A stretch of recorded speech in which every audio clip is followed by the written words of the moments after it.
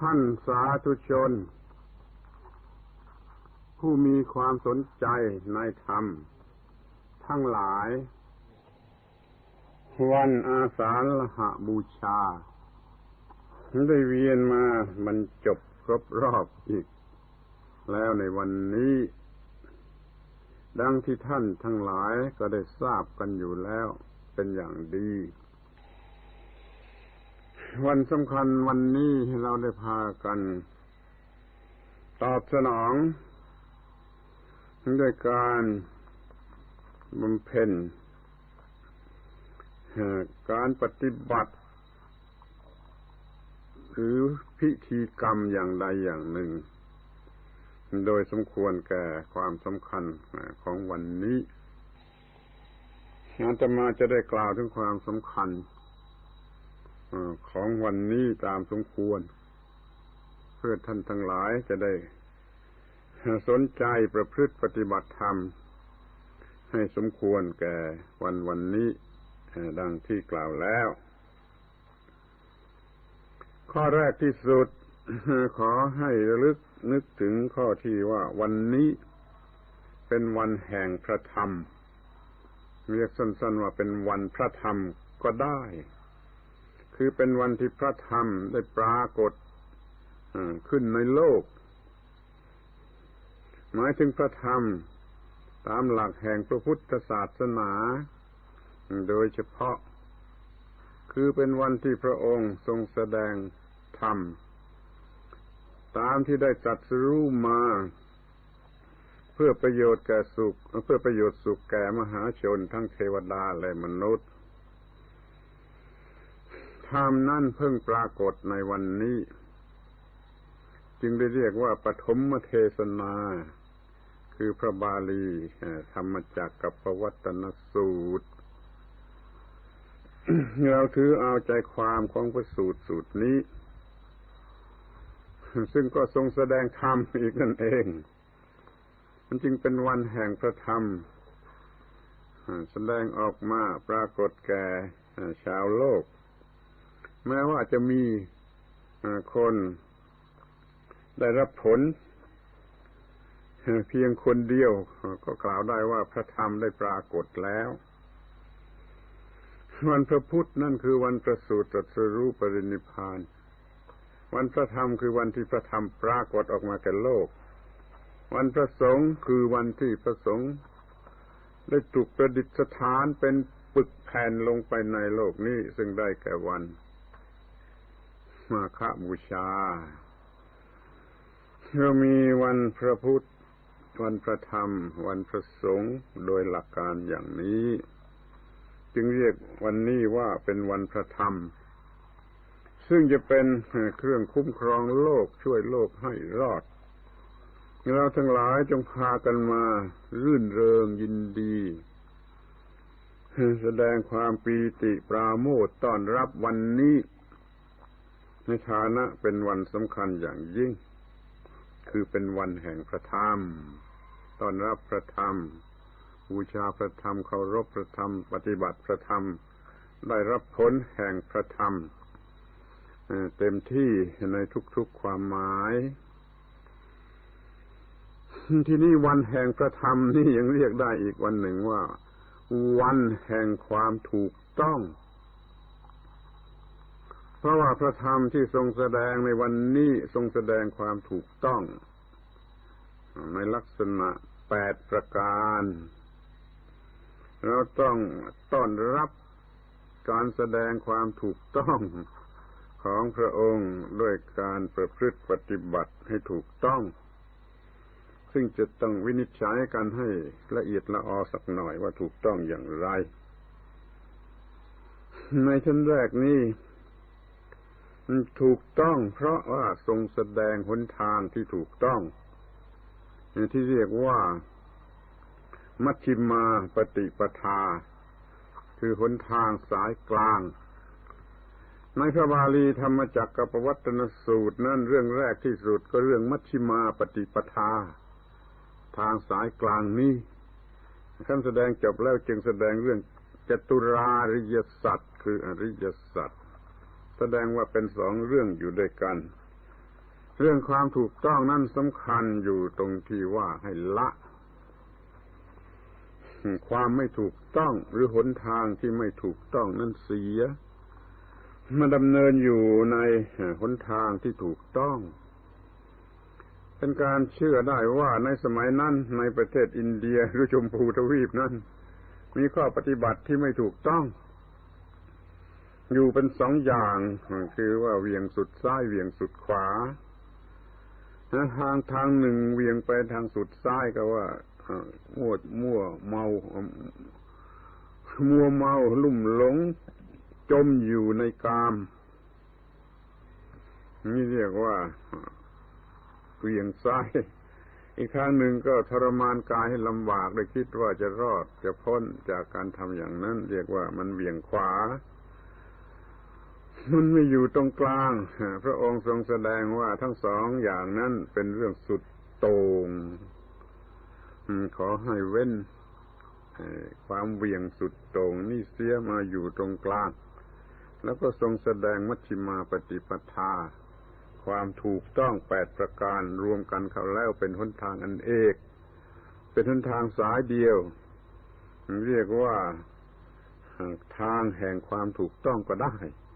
แต่เรียกตามพระบาลีก็เรียกว่ามัชฌิมาปฏิปทาทางนี้มีลักษณะไม่หย่อนไม่ตึง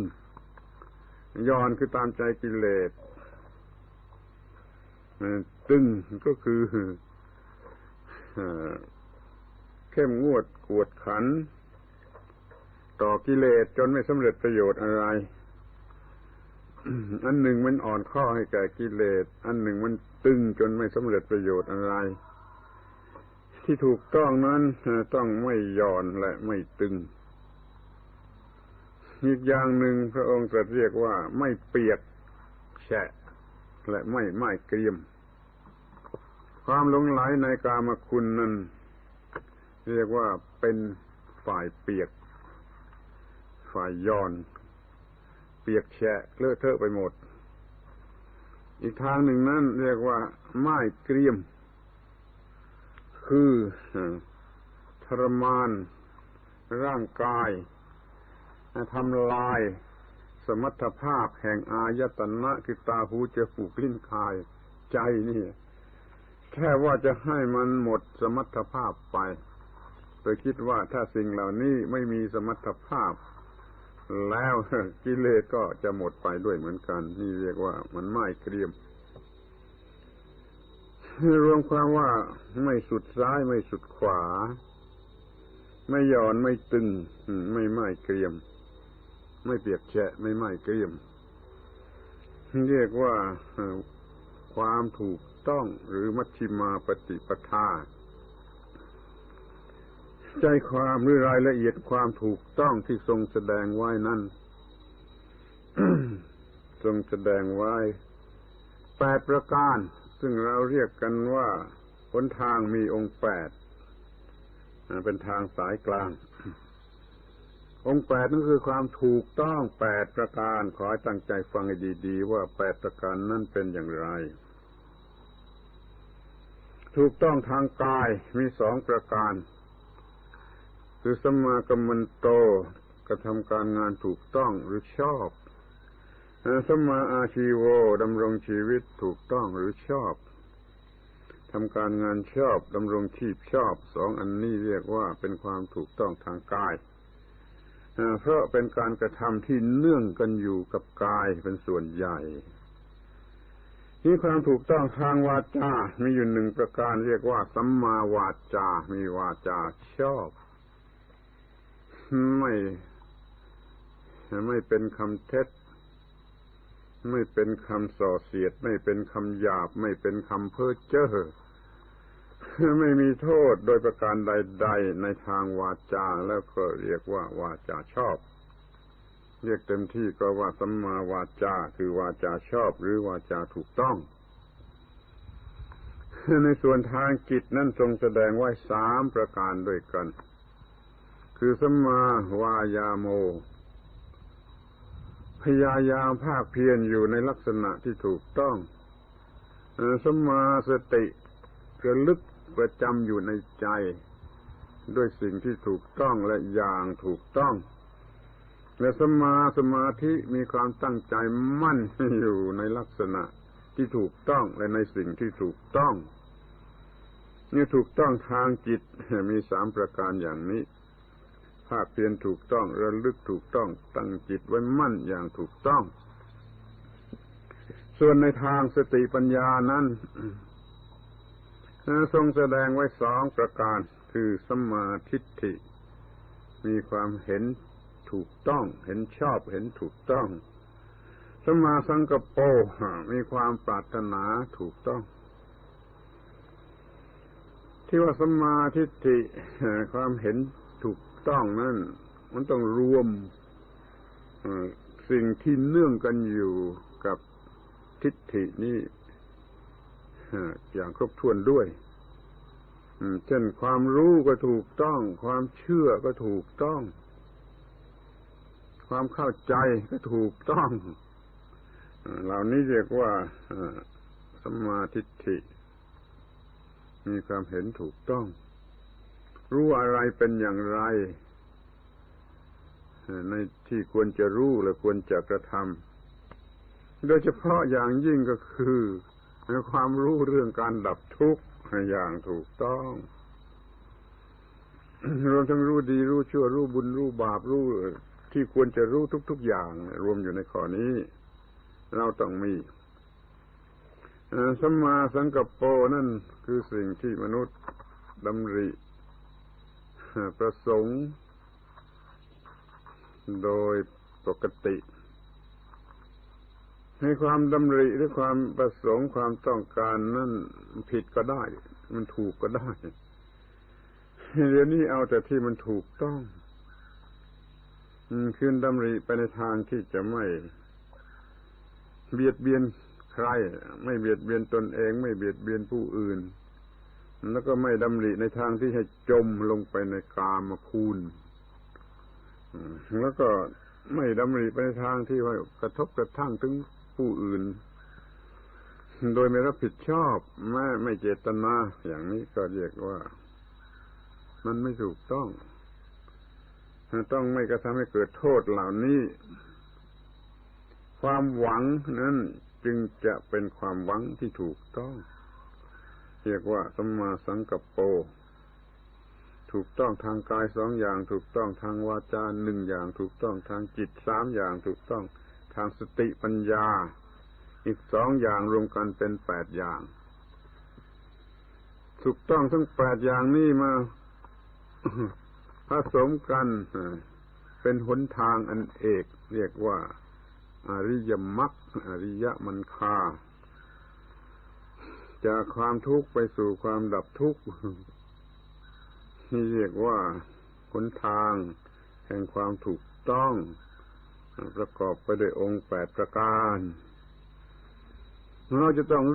นึกถึงเป็นอย่างยิ่งในวันนี้ซึ่งเป็นวันแห่งความถูกต้องหรือเป็นวันแห่งพระธรรมดังที่กล่าวมาแล้วข้างต้นทีนี้จะดูถึงความหมายของความถูกต้องความถูกต้องมีความหมายอย่างไรบ้างเนี่ยเป็นสิ่งที่เป็นปัญหาอยู่ทั่วไปแม้ในเรื่องที่ไม่เกี่ยวกับศาสนาเขาก็ยังมีปัญหาเกี่ยวกับความหมายคำว่าถูกต้องมาถามกันอยู่เสมอว่าถูกต้องนั่นเป็นอย่างไรเดี๋ยวนี้การศึกษาในโลกนี่มันออกจากเพ้อเจ้อมีหลักทางตรรกวิทยาหรือลอจิกบ้างมีหลักทางการคำนวณที่เรียกว่าฟิโลโซฟีบ้างมีหลายอย่างล้วนแต่ให้ความหมายไปตามแบบของตนจนไม่สำเร็จประโยชน์ก็มีจนฟุ้งซ่านไปเสียก็มีเรียกว่าความหมายของความถูกต้องนี่มีหลายประการที่เราจะเอาตามหลักของพระพุทธศาสนาตามหลักของพระพุทธศาสนา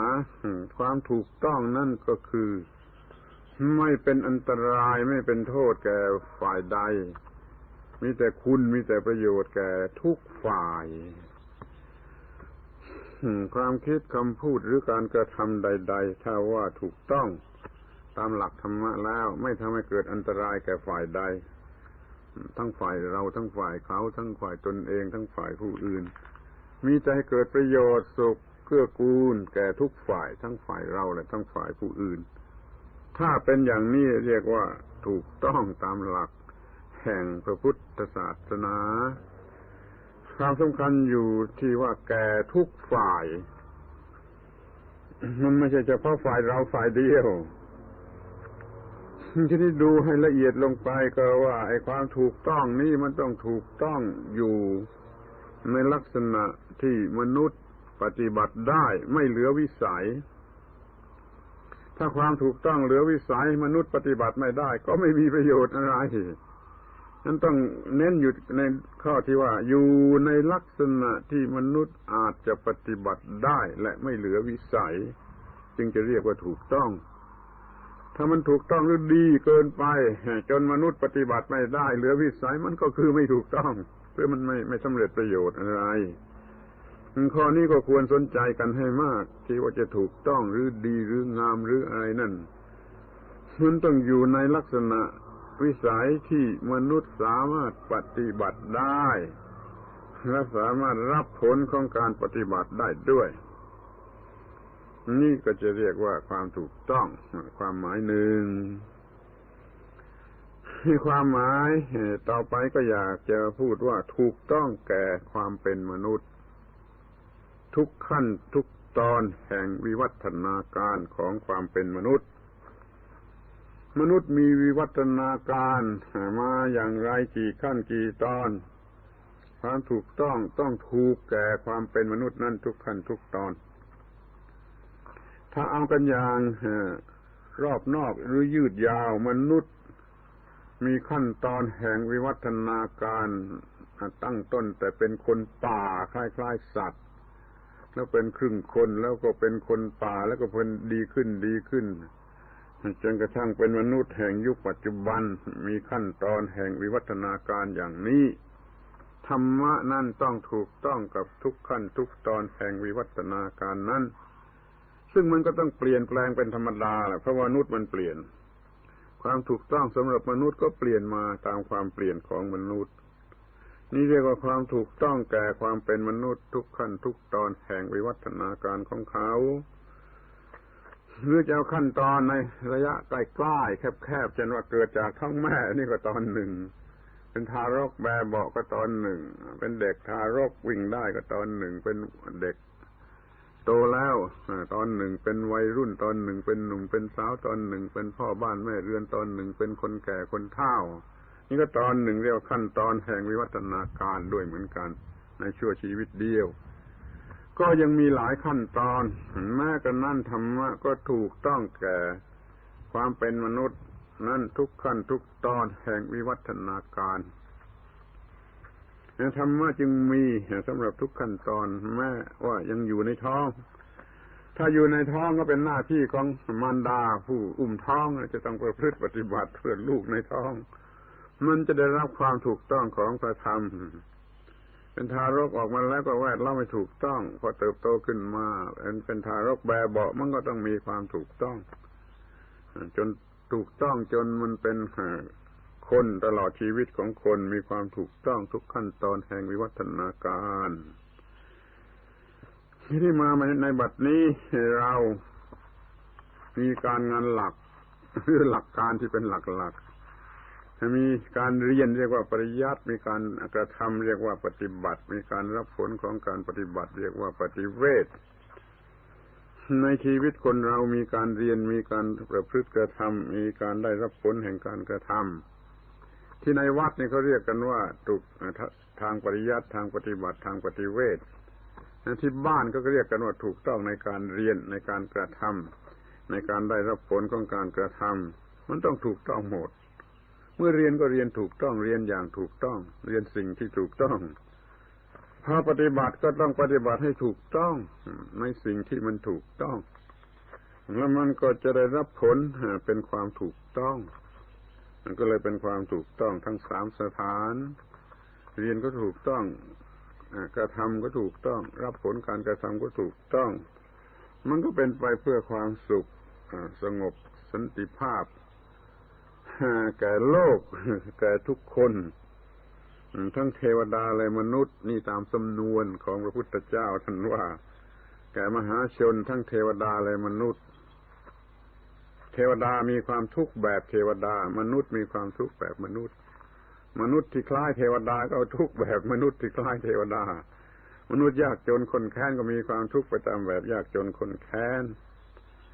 ก็เรียกว่าให้มันเป็นประโยชน์เกื้อกูลแก่มหาชนทั้งเทวดาและมนุษย์มันก็หมดแล้วไม่ยกเว้นอะไรแล้วในโลกนี้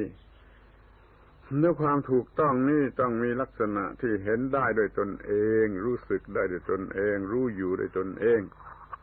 เพราะว่ามันเป็นการรู้เองทำเองปฏิบัติเองได้รับผลเองดังนั้นมันจึงเป็นการรู้อยู่ในใจของผู้นั้นเองเขาเรียกว่าเป็นสันทิฏฐิโกคำนี้ช่วยจำไว้มากๆว่ามันเห็นเองรู้สึกเองเป็นสันทิฏฐิโกตลอดไปถึงว่ามันไม่ต้องจำกัดเวลามันมีหลักว่าเรียนเมื่อไรรู้เมื่อนั้นทำเมื่อไรก็มีผลเมื่อนั้นแล้วก็ไอ้กฎความจริงอันนี้มันไม่ขึ้นอยู่กับเวลากฎความจริงอันนี้ไม่ขึ้นอยู่กับเวลาเป็นความจริงที่ไม่เปลี่ยนแปลงถ้าความจริงเปลี่ยนแปลงเรียกว่าความจริงมันขึ้นอยู่กับเวลานี่ไม่ใช่ความจริงเราจะต้องมีความถูกต้องอยู่ในเนื้อในตัวอยู่ที่กายที่วาจาที่ใจชัดเจนแจ่มแจ้งเพียงพอจนกล้าเรียกผู้อื่นมาดูความถูกต้องของฉันถ้าพิสูจน์ว่าอะไรมันเป็นความไม่ถูกต้องนี่เพราะเรามีความถูกต้องอย่างแท้จริงและสมบูรณ์อย่างนี้เราจึงมีธรรมะหรือพระธรรมชนิดที่เป็นเอหิปัสสิโกจงมาดูกล้าเรียกร้องให้คนมาดูมาพิสูจน์นี่คือความหมายของความถูกต้องว่าไม่ทำอันตรายแก่ใครมีประโยชน์แก่ทุกฝ่ายอยู่ในลักษณะที่ไม่เหลือวิสัยของมนุษย์ถูกต้องทุกขั้นตอนแห่งวิวัฒนาการทั้งโดยการเล่าเรียนโดยการประพฤติปฏิบัติและการรับผลของการปฏิบัติทุกสิ่งนี่รู้สึกประจักษ์อยู่แก่ใจเอาละทีนี้ก็จะพูดถึงการปฏิบัติความถูกต้องกันบ้างมีสติควบคุมความ